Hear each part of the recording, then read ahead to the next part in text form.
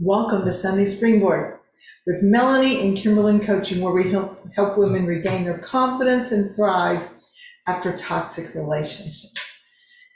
Have you ever heard of future faking? I hope you haven't been, but you may have. Let me share my screen with you and let's talk about this. Future faking is a tool that manipulators use. Doesn't have to be a narcissist, but it very well could be. Let's imagine this scenario. So you've been dating someone, you just started, you've gone on a couple dates with them, you're just getting to know them, you think they're kind of cool, they're kind of cute, and things seem to be hitting it off. But by the third date, they're already talking about going on vacations together. They're planning on you going on a weekend to overseas, and they're talking about you meeting their parents, and all these things that normally take a couple of months for a couple to get into this spot. And this is happening, this has just been a couple of dates, and it's been really early on. So on one hand, you're flattered, you're thinking, oh wow, this person, they're wanting to commit. You're kind of excited, you're feeling good, you're feeling that this is really a good possibility here. On the other hand, you're kind of having some alarms going off. This seems really fast. This just doesn't feel quite right. And as you go along, you start to realize this person has no intention of following up with these things. These are just dreams. These are just words. You have been future faked. What is that? What is future faking? Let's look at the definition. So the definition is that this is a strategy of manipulative tricks, manipulative tactics to trick you into believing that you have more intimacy, you have more connection, that is deeper there between you. Y'all have a tighter bond than you actually do. And the purpose of this is to prompt you to give in to the manipulator's wishes. They're wanting to move fast they don't really care if they get to know you. They just want you for whatever reason they've decided. So they're trying to make you believe that you're closer, you have a tighter bond than you really do. The future faking happens a lot in romantic relationships, but it doesn't have to only be a romantic relationship. This could happen at work. Maybe your boss keeps telling you about this promotion, that there's a possibility of this, and if you do all this work, then you can get this promotion, and then the promotion never happens. Or you can move into the better office, or things like that. This can happen in all areas of your life, not just romantic. Anytime there's someone who wants to manipulate you to do what they want, they could be doing the future faking. Now, what happens goes on in their mind is they find out what's really important to you, what your heart wishes, that you want love, you want intimacy, you want financial stability, and then they hone in and they find out what is your thing, and they just pretend to give it to you. They create this whole illusion of this world that y'all are going to live in. It's going to be so amazing and wonderful. Why would you not keep on going with them? What we're going to talk about today is we're going to talk about some signs that you're being future faked. We're going to talk about how do you respond once you determine, whoa, this guy is future faking me, or this woman. And then how do you protect yourself from future faking? Okay, let's start off with some signs. Moving way too fast. Now, it's one thing to daydream with someone that you're starting to date, and maybe you went to Greece and you loved it, and it'd be great, show you around, it'd be good, but that's just a kind of a general kind of thing. But if this person starts talking to you in a way that's actually planning it, in a few weekends, let's go take a trip, let's do this, let's do that. Maybe they're saying, I love you on the first date. Maybe they're asking you to marry them on week 2. That actually happened to me, by the way. Unfortunately, I did not realize I was being future faked. So anyway, moving on. So if it's too quick, if you're not comfortable with it, it's too quick. So a relationship is supposed to take time. It's steps. They build onto each other. There's give and take. So when they're future faking, they're throwing this into hyperdrive. and they're just kind of blinding you, and you end up feeling confused, and it's nearly like gaslighting a romance. We haven't talked about gaslighting yet. That's another technique that narcissists use. We will talk about that later. It just takes reality and it just turns it into a cliche. One of the other signs is that it feels like a fairy tale. So it's just everything that you would want, they are pretending to give you. So it's like TV. The cameras are flashing, you're doing this, you're doing that, you're doing this, you're doing that, or you're going to do this. They paint this picture of this life you're going to have together. Maybe they're painting the picture of the house and the white picket fence and the kids. And this is early on. This is before you would normally even be thinking about this kind of stuff. But they're talking about that it's just this relationship that you have is so amazing. They've never felt like anything like this before. There's just something bewitching about this relationship. And they paint like a Norman Rockwell image, but there's no reality. This is just painting a picture.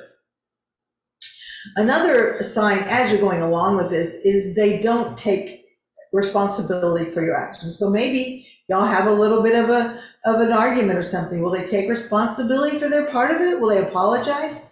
A narcissist is always going to put the blame on you. It's going to be right or wrong, black or white thinking, and it's always your fault or someone else's fault. Notice that if you're around them, if they're always blaming someone else for whatever happens, this is a big red flag. But this is on a path that's not going to end well. Now they've got you thinking about all these things, planning all these things, and one of the things they might do is to start pulling you away from your previous life.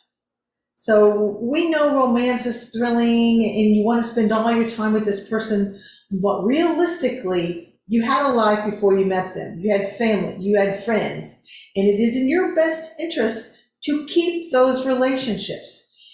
And you may feel like you don't need them right now, but you really do. And if they are trying to manipulate you or encourage you or pressure you to leave these relationships, this is a red flag.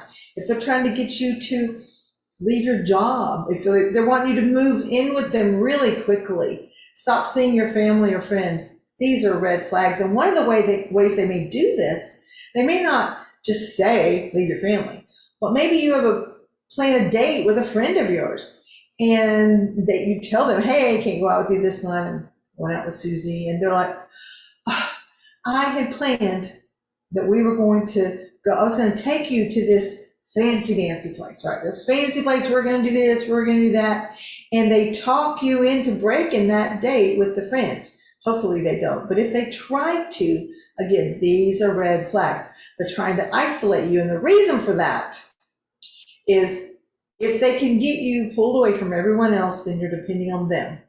And that makes it much harder for you to leave once you start realizing that you're being abused in this relationship.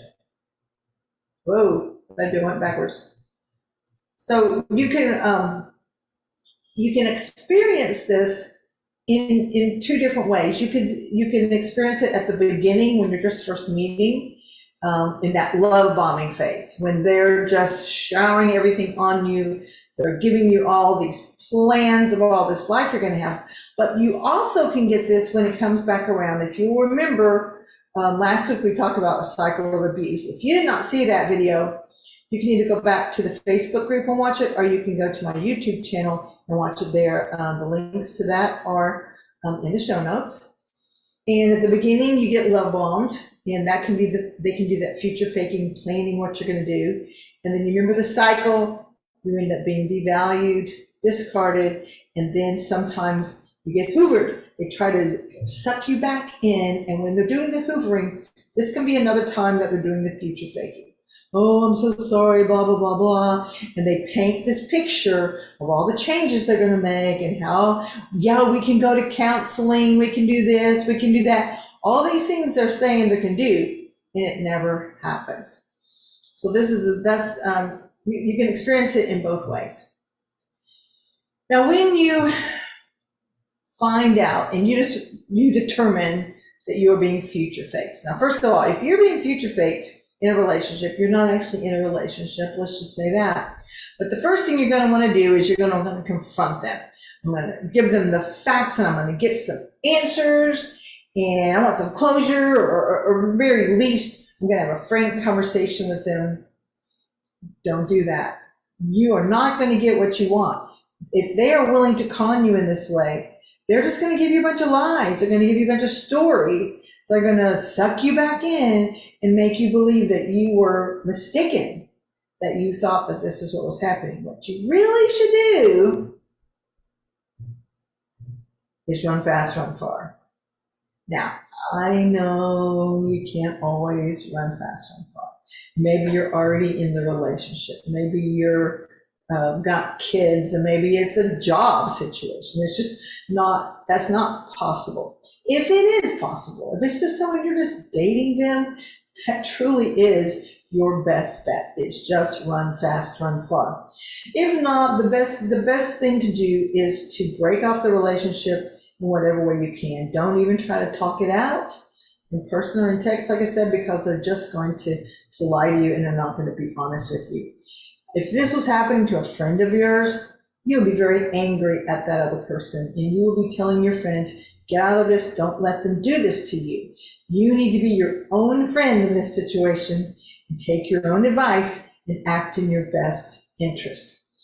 So if you determine that this is what is happening to you, but you decide you want to just deny it because it's too scary to confront them, or you still keep wanting to believe it's not true because what you're going through right now is still very comfortable, it's pleasant, it makes your happy hormones give a boost, and you keep thinking maybe I'm wrong in this, but you're not. Just try to take a step back. Trust your gut. We'll talk about that in a minute. And just know that if you let it go now, once you determine that's what it is, you may, for a while, still be happy and having a good time. In the long run, you're going to hurt yourself more than if you've gone ahead and broke it off now. Now, how can you protect yourself from future faking? Here are some tips. First of all, control your assumptions. What does that mean? It means the fastest way to end up feeling let down is to assume that someone feels the exact same way about something as you do. We come from different backgrounds, and you can interpret this as meaning, wow, they're really serious, but it doesn't mean that to them. So the example of you're dating someone, they want to introduce you to their parents in a couple of weeks, in your head this alarm goes off, feels too fast, but instead of communicating your doubts about this, you just assume that this meant they're serious about you. And it makes you feel really good, right? The kicker is that people place varying degrees of importance on things. So for you, the fact you would not bring someone home to your parents unless you're serious. Well, they might bring someone who knows, or they may not even be planning to actually bring you to their parents. They're just talking about it to make you feel like they're serious. The second thing is trust your gut. If you have a little feeling that something's off, don't blow it off.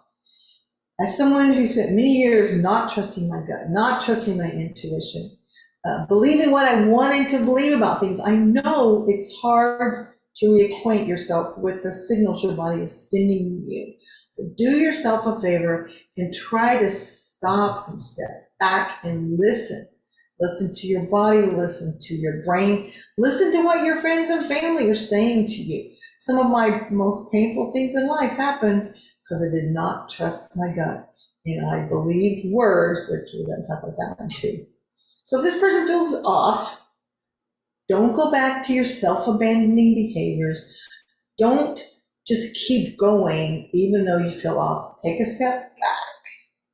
Acknowledge that something is going on, that you're getting some kind of a message, and try to determine what that message is. It doesn't mean that you have to just immediately cut it off, but it means you need to start noticing and looking and asking and discerning. So your subconscious is telling you something, even if everything might look perfect on paper. So third one, being honest and direct. This is kind of hard for people. This was hard for me. If you're a codependent, if you're a people pleaser, we're afraid of hurting someone's feelings, afraid of getting mad at us. Maybe you're afraid that they're going to leave you. If you're in a relationship where they're going to leave you if you're honest and direct. It's much better to get out of that now than later, right? It's not a relationship that you want to cultivate if you cannot be honest and direct with them. So where I said don't confront them if you've determined that they are future thinking. This is at the beginning when you're trying to decide, are they or are they not? Say the parents, the example of the parents. So the person says, oh, I want you to come meet my parents. It's only been a couple of weeks. And you tell me, no, I just don't really feel comfortable going to your parents this early in the game. And then see what they do. Are they going to try to argue with you? Are they going to pressure you? Are they going to get mad? Or are they going to say, okay, that's fine? If they react badly, note that down as a red flag, keep your boundaries, and then just keep on watching and being careful. Don't be quick to fantasize. Now I used to do this when I was younger, and you may still do this now. And I'm not saying I would never do it now, but maybe you meet someone, you like them, and things start going well, and you think, wow, maybe this is the one, maybe this is it. And you start thinking in your head about what this could be. The thing is, you have to stop and say, wait, I don't know this person at all. You know as well as I do that when we're dating, we and the other person, we put on our best selves. We show what we want the other person to see. And it's only when we feel comfortable with them, we've been with them long enough, that we can let our hair down and let them see our true selves and let us see their true selves, that we can determine whether this person is really someone that we would want to spend our lives with. So if you let yourself go down the fantasy trail, then you're just going to be ripe for the manipulation. If you're already fantasizing and they start with the future faking, you're just going to fall right in because you're kind of future faking yourself, right? You're planning things that you don't know if this would be good or not. You end up ignoring things. You end up going down the rabbit hole. So to snap out of this, be mindful of your thoughts. What are you thinking? Remind yourself. Don't know them yet. You're just getting to know them. And that maybe in a month later, you might find that they're not even who you thought they were, and you might change your feelings. So don't let yourself get pushed and pressured into moving fast, and don't allow yourself to be right for that by fantasizing yourself. And finally, trust their actions, not their words. Everybody can talk a good game, but if they're not actually following up the words with the actions, this is a red flag. Many times people's words are out of sync with their actions. And we all do that some. But this is something to be careful of in yourself and in the person that you're dating.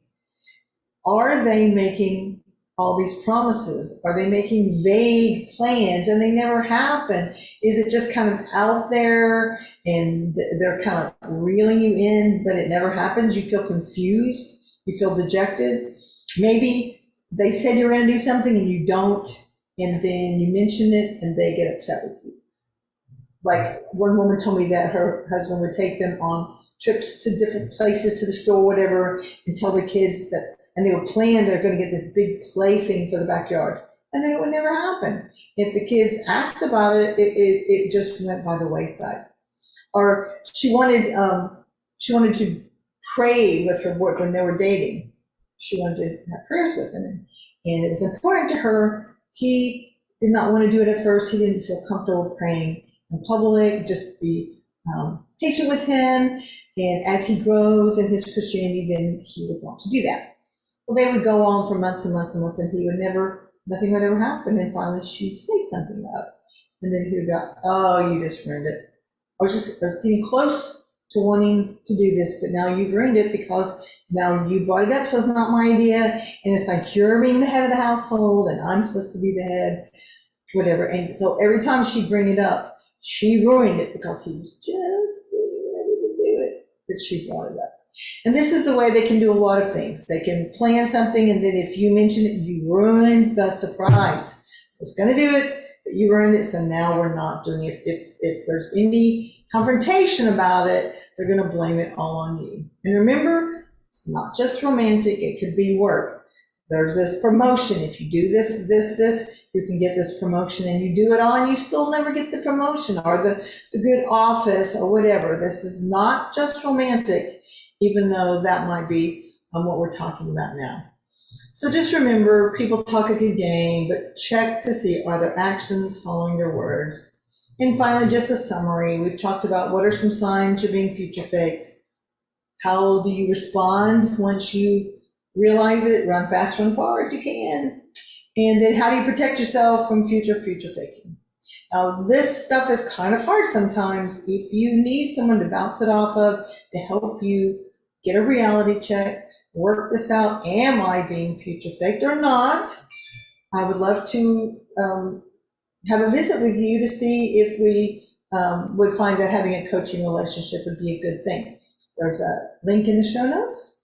You can schedule a session and we will have a discovery call and we can talk and see what would be the best way to move forward. Meanwhile, I hope you have a great week and I will see you next week.